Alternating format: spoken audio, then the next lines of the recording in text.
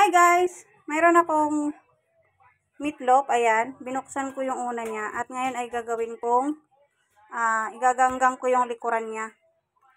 Para mabilis siyang buksan. Ayan. Nakita ko to sa ano lang eh. So, susubukan ni mama. Tingnan ko kung hindi ako mahirapan magtanggal ng ano nito. So, ayan na guys. Tapos ko siyang ganggangin. Ayan na. Lumuwag na siya oh. So, tatanggalin na natin. So, ito na yan guys. So, yung aking ginawa. Matapos kong iganggang yung puwitan niya, ayan na yung ginawa ko. So, ayan, maluwag na. So, tingnan nyo guys. O, diba? Ang bilis. Yan lang pala yung technique para hindi ka mahirapan sa pag, guys, sa pag tanggal ng dilata. So, ayan lang guys. Thank you for watching.